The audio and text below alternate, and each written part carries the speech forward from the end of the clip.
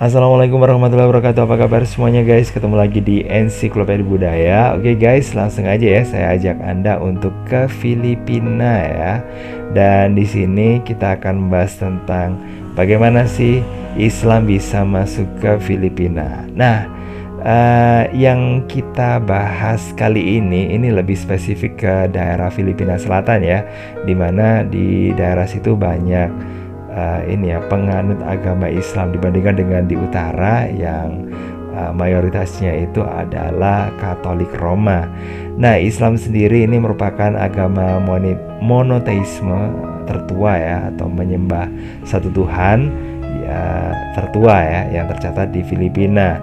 Dan ini masuk ke Filipina itu karena adanya pedagang muslim dari Teluk Persia dan juga dari India Selatan, serta para pengikutnya dari berbagai kesultanan dan kerajaan dalam kepulauan Melayu guys.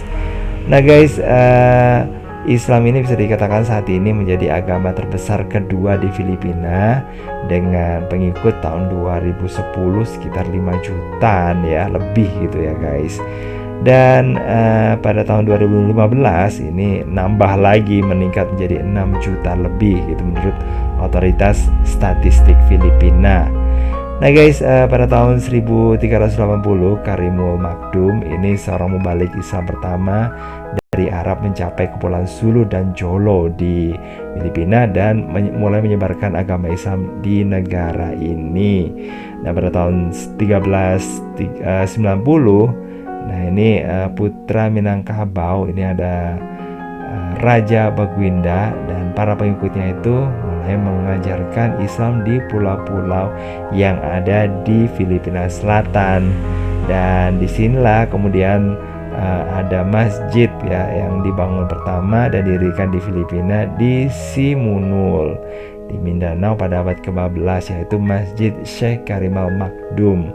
Nah, perkampungan itu kemudian akhirnya ya ini bermunculan ya perkampungan muslim, dan kemudian mubalik Arab bepergian ke Malaysia dan Indonesia ini membantu menguatkan Islam di Filipina dan menyelesaikan ya pokoknya permasalahan-permasalahan di situ ya. Terus kemudian guys, wilayah Islam didirikan di Filipina termasuk ada juga Kesultanan Maguindanao. Nah, ada juga Kesultanan Sulu dan bagian lain dari Filipina Selatan. Nah, seperti ini ya yang ada di penyebutan di Filipina, untuk masyarakat Islam sendiri memiliki penyebutan bangsa Moro ya. Nah, serupa dengan Moor yang merupakan warisan dari Spanyol untuk penyebutan Filipina Muslim dan kelompok-kelompok suku. Nah guys, orang Moro ini berusaha untuk mendirikan sebuah wilayah Islam di bagian Mindanao dan Visayas ya. Nah, sayangnya ya jelasnya ada ini sih, ada perlawanan ya dari pemerintah yang berkuasa saat itu, karena Mindanao atau di daerah selatan ya, selatan Filipina ini merupakan bagian dari Filipina ya, jelasnya tidak akan diberikan ya, kecuali pemberiannya adalah dengan memberikan otonomi yang lebih luas gitu guys.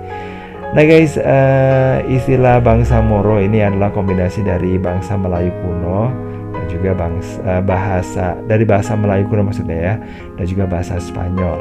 Kata Moro diwarisi dari Al-Andalus di Spanyol.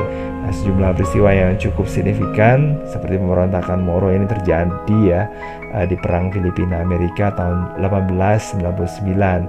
Persengketaan dan pemberontakan ini terus berlangsung guys ya di Filipina mulai dari zaman prakolonial sampai sekarang, karena mungkin mereka menginginkan menjadi sebuah negara muslim yang mandiri ya guys ya. Dan wilayah dari ini ya, kesultanan yang ada di selatan Filipina itu ada beberapa ya, dan salah satunya juga sampai menjangkau ke daerah Sabah yang sekarang merupakan wilayah dari Malaysia.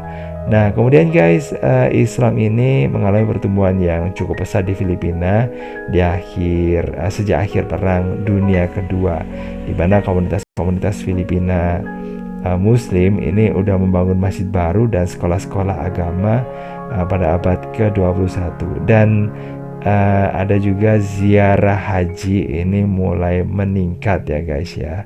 Nah, jadi gitu ya, itu sekelumit tentang gimana sih Islam yang ada di sana yang sekarang sedang berupaya untuk ini ya, untuk menunjukkan jati dirinya, untuk pokoknya menunjukkan ya bagaimana sih eksistensi mereka gitu di Filipina. Oke, makasih banget udah gabungan.